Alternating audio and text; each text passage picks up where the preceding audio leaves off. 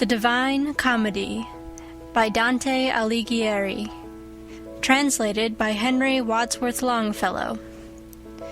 Inferno, Cantos 6 to 10.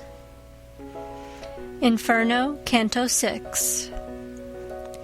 At the return of consciousness that closed before the pity of those two relations which utterly with sadness had confused me, new torments I behold, and new tormented around me, whichsoever way I move, and whichsoever way I turn and gaze. In the third circle am I of the rain, eternal, maledict, and cold and heavy. Its law and quality are never new. Huge hail and water sombre-hued, and snow, athwart the tenebrous air, pour down amain. Noisome the earth is that receiveth this. Cerberus, monster cruel and uncouth, with his 3 gullets like a dog, is barking over the people that are there submerged. Red eyes he has, an unctuous beard, and black, and belly large, and armed with claws his hands. He rends the spirits, flays and quarters them. Howl, the rain maketh them like unto dogs. One side they make a shelter for the other, oft turn themselves the wretched reprobates. When Cerberus perceived us, the great worm, his mouths he opened and displayed his tusks. Not a limb had he that was motionless. And my conductor, with his spans extended, took of the earth, and with his fists well filled he threw it into those rapacious gullets, such as that dog is, who by barking craves, and quiet grows soon as his food he gnaws, for to devour it he but thinks and struggles.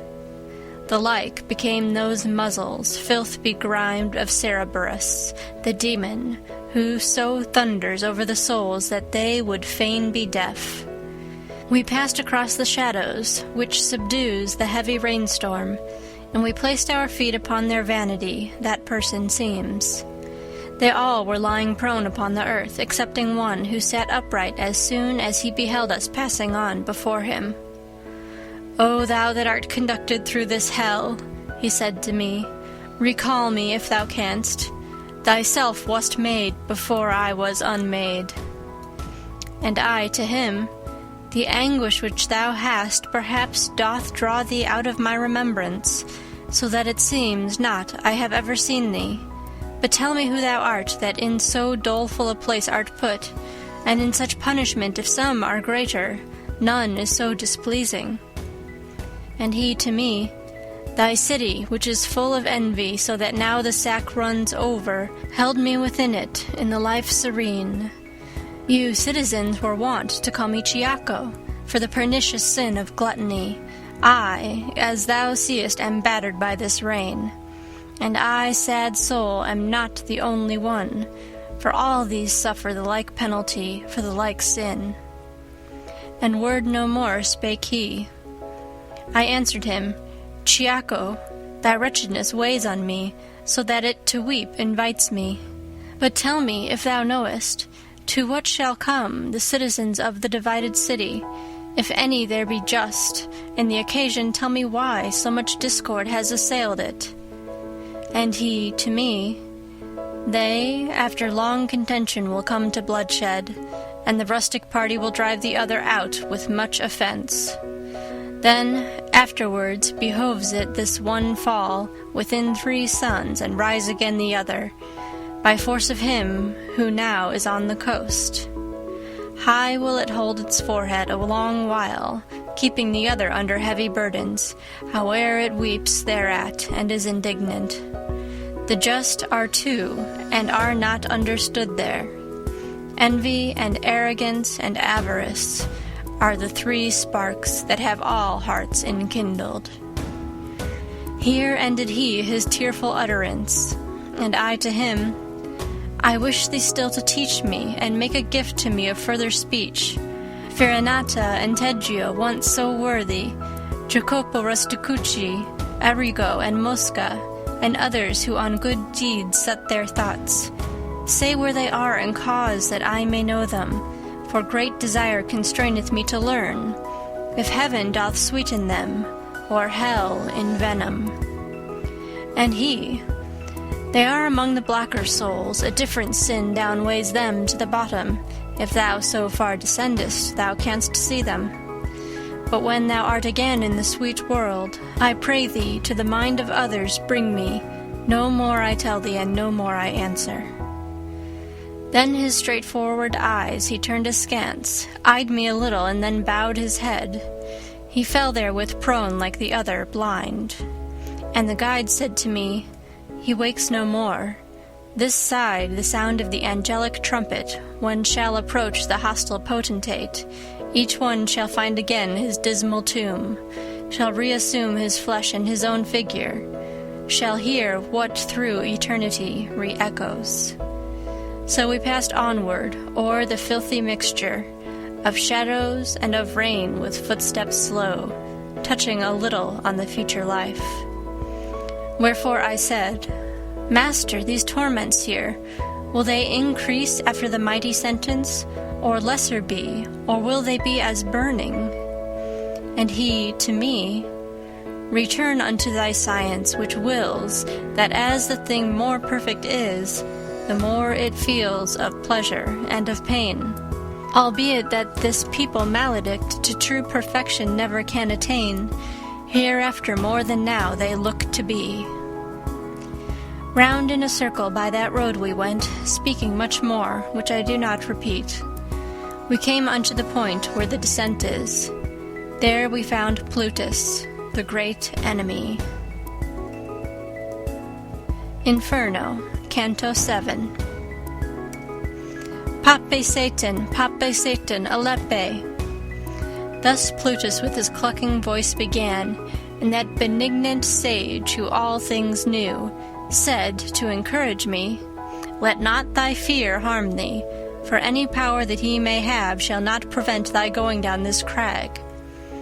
Then he turned round unto that bloated lip, and said, Be silent, thou accursed wolf, consume within thyself with thine own rage. Not causeless is his journey to the abyss. Thus it is willed on high, where Michael wrought vengeance upon the proud adultery. Even as the sails inflated by the wind, involved together, fall when snaps the mast, so fell the cruel monster to the earth. Thus we descended into the fourth chasm, gaining still farther on the dolesome shore, which all the woe of the universe ensacks. Justice of God, who heaps up so many new toils and sufferings as I beheld, and why doth our transgression waste us so? As doth the billow there upon Charybdis that breaks itself on that which it encounters, so here the folk must dance their roundelay. Here saw I people, more than elsewhere, many, on one side and the other, with great howls, rolling weights forward by main force of chest. They clashed together, and then at that point, each one turned backward, rolling retrograde, crying, Why keepest? And why squanderest thou? Thus they returned along the lurid circle, on either hand unto the opposite point, shouting their shameful metre evermore. Then each, when he arrived there, wheeled about, through his half-circle to another joust, and I, who had my heart pierced as it were, exclaimed, My master, now declare to me what people these are, and if all were clerks, these shaven crowns upon the left of us. And he to me, All of them were asquint in intellect in the first life, so much that there with measure they no spending made. Clearly enough their voices bark it forth, whene'er they reach the 2 points of the circle, where sunders them the opposite defect. Clerks those were who no hairy covering have on the head, and popes and cardinals in whom doth avarice practice its excess. And I, my master, among such as these, I ought forsooth to recognize some few who were infected with these maladies. And he to me, Vain thought thou entertainest, the undiscerning life which made them sordid, now makes them unto all discernment dim. Forever shall they come to these two buddings. These from the sepulchre shall rise again, with the fist closed, and these with tresses shorn. Ill-giving and ill-keeping the fair world have taken from them, and placed them in this scuffle, whate'er it be. No words adorn I for it. Now canst thou, son, behold the transient farce of goods that are committed unto fortune, for which the human race each other buffet. For all the gold that is beneath the moons, or ever has been, of these weary souls, could never make a single one repose. Master, I said to him, now tell me also, what is this fortune which thou speakest of, that has the world's goods so within its clutches? And he to me, O creatures imbecile, what ignorance is this which doth beset you? Now will I have thee learn my judgment of her. He whose omniscience everything transcends, the heavens created, and gave who should guide them, that every part to every part may shine. Distributing the light in equal measure, he, in like manner to the mundane splendors, ordained a general ministress and guide, that she might change at times the empty treasures from race to race, from one blood to another, beyond resistance of all human wisdom. Therefore one people triumphs, and another languishes, in pursuance of her judgment, which hidden is, as in the grass, a serpent. Your knowledge has no counterstand against her. She makes provision, judges, and pursues her governance, as theirs the other gods. Her permutations have not any truce. Necessity makes her precipitate. So often cometh who his turn obtains. And this is she who is so crucified, even by those who ought to give her praise, giving her blame amiss and bad repute. But she is blissful, and she hears it not, among the other primal creatures gladsome. She turns her sphere, and blissful she rejoices. Let us descend now unto greater woe. Already sinks each star that was ascending when I set out, and loitering is forbidden. We crossed the circle to the other bank, near to a fount that boils, and pours itself along a gully that runs out of it. The water was more somber far than purse, and we, in company with the dusky waves, made entrance downward by a path uncouth. A marsh it makes, which has the name of Styx, this tristful brooklet, when it has descended down to the foot of the malign grey shores. And I, who stood intent upon beholding, saw people mud besprent in that lagoon, all of them naked and with angry look. They smote each other not alone with hands, but with the head and with the breast and feet, tearing each other piecemeal with their teeth. Said the good master, Son, thou now beholdest the souls of those whom anger overcame, and likewise I would have thee know for certain, beneath the water people are who sigh and make this water bubble at the surface, as the eye tells thee wheresoe'er it turns. Fixed in the mire, they say, we sullen were in the sweet air which by the sun is gladdened, bearing within ourselves the sluggish reek. Now we are sullen in this sable mire. This hymn do they keep gurgling in their throats, for with unbroken words they cannot say it. Thus we went circling round the filthy fen, a great arc twixt the dry bank and the swamp, with eyes turned unto those who gorged the mire. Unto the foot of a tower we came at last. Inferno, Canto VIII. I say, continuing, that long before we to the foot of that high tower had come, our eyes went upward to the summit of it. By reason of two flamelets we saw placed there, and from afar another answer them, so far that hardly could the eye attain it. And to the sea of all discernment turned, I said, What saith this, and what respondeth that other fire? And who are they that made it? And he to me, Across the turbid waves what is expected thou canst now discern. if reek of the morass conceal it not. Cord never shot an arrow from itself that sped away athwart the air so swift as I beheld a very little boat come o'er the water towards us at that moment, under the guidance of a single pilot, who shouted, "Now art thou arrived, fell soul!" "Phlegyas, Phlegyas, thou criest out in vain. For this once," said my lord, "thou shalt not have us longer than in the passing of the slough." As he who listens to some great deceit that has been done to him and then resents it, such became Phlegyas in his gathered wrath. My guide descended down into the boat, and then he made me enter after him, and only when I entered seemed it laden. Soon as the guide and I were in the boat, the antique prow goes on its way, dividing more of the water than 'tis wont with others. While we were running through the dead canal, uprose in front of me one full of mire, and said, "Who art thou that comest here the hour?" And I to him, "Although I come, I stay not. But who art thou that hast become so squalid?" "Thou seest that I am one who weeps," he answered. And I to him, "With weeping and with wailing, thou spirit maledict, do thou remain. For thee I know, though thou art all defiled." Then stretched he both his hands unto the boat, whereat my wary master thrust him back, saying, "Away there with the other dogs." Thereafter with his arms he clasped my neck. He kissed my face, and said, "Disdainful soul, blessed be she who bore thee in her bosom. That was an arrogant person in the world.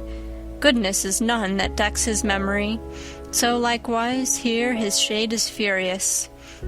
How many are esteemed great kings up there, who here shall be like unto swine in mire, leaving behind them horrible dispraises. And I, my master, much should I be pleased if I could see him soused into this broth, before we issue forth out of the lake."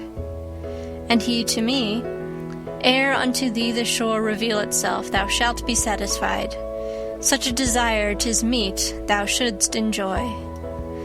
A little after that I saw such havoc made of him by the people of the mire that still I praise and thank my God for it.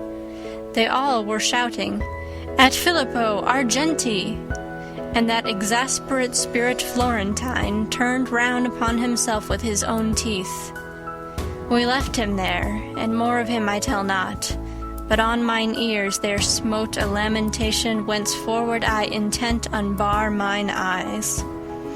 And the good master said, "Even now, my son, the city draweth near, whose name is Dis, with the grave citizens, with the great throng." And I, "Its mosques already, master, clearly within there in the valley I discern vermilion, as if issuing from the fire they were." And he to me, "The fire eternal that kindles them within makes them look red, as thou beholdest in this nether hell." Then we arrived within the moats profound that circumvallate that disconsolate city. The walls appeared to me to be of iron. Not without making first a circuit wide, we came unto a place where loud the pilot cried out to us, "Debark, here is the entrance." More than 1,000 at the gates I saw, out of the heavens rained down, who angrily were saying, "Who is this that without death goes through the kingdom of the people dead?" And my sagacious master made a sign of wishing secretly to speak with them. A little then they quelled their great disdain, and said, "Come thou alone, and he be gone who has so boldly entered these dominions. Let him return alone by his mad road. Try if he can, for thou shalt here remain, who hast escorted him through such dark regions." Think, reader, if I was discomforted at utterance of the accursed words, for never to return here I believed. Oh, my dear guide, who more than 7 times hast rendered me security, and drawn me from imminent peril that before me stood, do not desert me, said I. Thus undone, and if the going farther be denied us, let us retrace our steps together swiftly. And that Lord who had led me thitherward said unto me, Fear not, because our passage none can take from us. It by such is given. But here await me in thy weary spirit comfort and nourish with a better hope, for in this nether world I will not leave thee. So onward goes, and there abandons me my Father sweet, and I remain in doubt, for no and yes within my head contend. I could not hear what he proposed to them, but with them there he did not linger long, ere each within in rivalry ran back.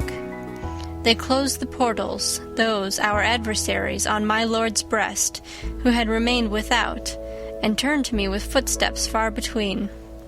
His eyes cast down, his forehead shorn had he of all its boldness, and he said with sighs, Who has denied to me the dolesome houses? And unto me, Thou, because I am angry, fear not, for I will conquer in the trial, whatever for defense within be planned. This arrogance of theirs is nothing new, for once they used it at less secret gate, which finds itself without a fastening still. O'er it didst thou behold the dead inscription, and now this side of it descends the steep, passing across the circles without escort, one by whose means the city shall be opened. Inferno, Canto IX. That hue which cowardice brought out on me, beholding my conductor backward turn, sooner repressed within him his new color. He stopped attentive like a man who listens, because the eye could not conduct him far through the black air and through the heavy fog. Still it behoveth us to win the fight, began he, else such offered us herself. Oh, how I long that someone here arrive! Well, I perceived, as soon as the beginning he covered up with what came afterward, that they were words quite different from the first. But none the less his saying gave me fear, because I carried out the broken phrase, perhaps to a worse meaning than he had. Into this bottom of the doleful conch, doth any air descend from the first grade, which for its pain has only hope cut off? This question put I, and he answered me, Seldom it comes to pass that one of us maketh the journey upon which I go. True it is, once before I here below was conjured by that pitiless Erichtho, who summoned back the shades unto their bodies. Naked of me short while the flesh had been, before within that wall she made me enter, to bring a spirit from the circle of Judas. That is the lowest region, and the darkest, and farthest from the heaven which circles all. Well know I the way, therefore be reassured. This fen, which a prodigious stench exhales, encompasses about the city dolent, where now we cannot enter without anger. And more he said, but not in mind I have it, because mine eye had altogether drawn me towards the high tower with the red flaming summit, where in a moment saw I swift uprisen the three infernal furies, stained with blood, who had the limbs of women in their mien, and with the greenest hydras were begirt. Small serpents and cerastus were their tresses, wherewith their horrid temples were entwined. And he, who well the handmaids of the queen of everlasting lamentation knew, said unto me, Behold the fierce Erinys. This is Megara, on the left-hand side, she who is weeping on the right, Alecto. Tisiphone is between. And then was silent. Each one her breast was rending with her nails, that beat them with their palms, and cried so loud that I for dread pressed close unto the poet. Medusa, come, so we to stone will change him, all shouted, looking down. In the evil hour avenge we not on Theseus his assault. Turn thyself round, and keep thine eyes close shut, for if the Gorgon appear, and thou shouldst see it, no more returning upward would there be. Thus said the master, and he turned me round himself, and trusted not unto my hands so far as not to blind me with his own. O ye who have undistempered intellects, observe the doctrine that conceals itself beneath the veil of the mysterious verse. And now there came across the turbid waves the clangor of a sound with terror fraught, because of which both of the margins trembled. Not otherwise it was than of a wind, impetuous on account of adverse heats, that smites the forest, and, without restraint, the branches rends, beats down and bears away. Right onward laden with dust it goes, superb, and puts to flight the wild beasts and the shepherds. Mine eyes he loosed and said, "Direct the nerve of vision now along that ancient foam, there yonder where that smoke is most intense." Even as the frogs before the hostile serpent across the water scatter all abroad, until each one is huddled in the earth. More than 1,000 ruined souls I saw, thus fleeing from before one who on foot was passing o'er the Styx with souls unwet. Far off his face he fanned that unctuous air, waving his left hand oft in front of him, and only with that anguish seemed he weary. Well I perceived one sent from heaven was he, and to the master turned, and he made sign that I should quiet stand and bow before him. Ah, how disdainful he appeared to me! He reached the gate, and with a little nod he opened it, for there was no resistance. "O banished out of heaven, people despised!" Thus he began upon the horrid threshold. "Whence is this arrogance within you couched? Wherefore recalcitrate against that will from which the end can never be cut off, and which has many times increased your pain? What helpeth it to butt against your fates? Your Cerberus, if you remember well, for that still bears his chin and gullet peeled." Then he returned along the miry road, and spake no word to us, but had the look of one whom other care constrains and goads, than that of him who in his presence is. And we our feet directed towards the city, after those holy words, all confident. Within we entered without any contest, and I, whose inclination had to see what the condition such a fortress holds, soon as I was within, cast round mine eye, and see on every hand an ample plain, full of distress and torment terrible. Even as at Arles, where stagnant grows the Rhone, even as at Pola, near to the Quarnaro, that shuts in Italy and bathes its borders, the sepulchres made all the place uneven. So likewise did they there on every side, saying that there the manner was more bitter. For flames between the sepulchres were scattered, by which they so intensely heated were, that iron more so asks not any art. All of their coverings uplifted were, and from them issued forth such dire laments, soothed seemed they of the wretched and tormented. And I, "My master, what are all those people who, having sepulture within those tombs, make themselves audible by doleful sighs?" And he to me, "Here are the heresiarchs, with their disciples of all sects, and much more than thou thinkest, laden are the tombs. Here, like together with its like, is buried, and more and less the monuments are heated." And when he to the right had turned, we passed between the torments and high parapets. Inferno, Canto X. Now onward goes along a narrow path between the torments and the city wall, my master, and I follow at his back.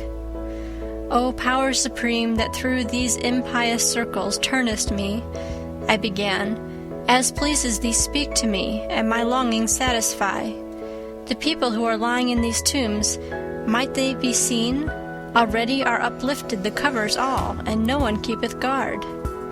And he to me, "They all will be closed up when, from Jehoshaphat, they shall return here with the bodies they have left above. Their cemetery have upon this side with Epicurus all his followers, who with the body mortal make the soul.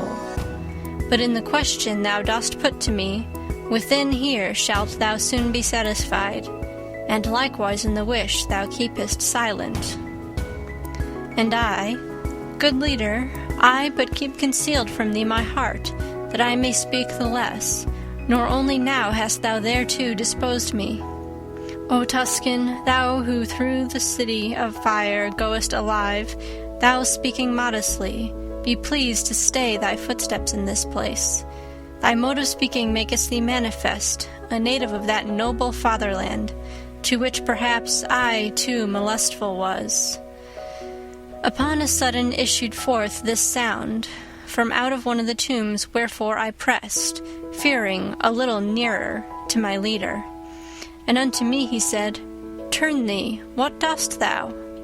Behold there, Farinata, who has risen from the waist upwards, wholly shalt thou see him. I had already fixed mine eyes on his, and he uprose, erect with breast and front, even as if hell he had in great despite. And with courageous hands and prompt, my leader thrust me between the sepulchres towards him, exclaiming, Let thy words explicit be. As soon as I was at the foot of the tomb, somewhat he eyed me, and, as if disdainful, then asked of me, Who were thine ancestors? I, who desirous of obeying was, concealed it not, but all revealed to him, whereat he raised his brows a little upward. Then he said, Fiercely adverse have they been to me and to my fathers in my party, so that too several times I scattered them. If they were banished, they returned on all sides, I answered him, the first time and the second, but yours have not acquired that art aright. Then there uprose upon the sight, uncovered, down to the chin, a shadow at his side. I think that he had risen on his knees. Round me he gazed, as if solicitude he had to see if some one else were with me. But after his suspicion was all spent, weeping, he said to me, If through this blind prison thou goest by loftiness of genius, where is my son, and why is he not with thee? And I to him, I come not of myself. He who is waiting yonder leads me here, whom in disdain perhaps your Guido had. His language and the mode of punishment already unto me had read his name. On that account my answer was so full. Up starting suddenly he cried out, How saidst thou, he had? Is he not still alive? Does not the sweet light strike upon his eyes? When he became aware of some delay, which I before my answer made, supine he fell again, and forth appeared no more. But the other, magnanimous, at whose desire I had remained, did not his aspect change, neither his neck he moved, nor bent his side.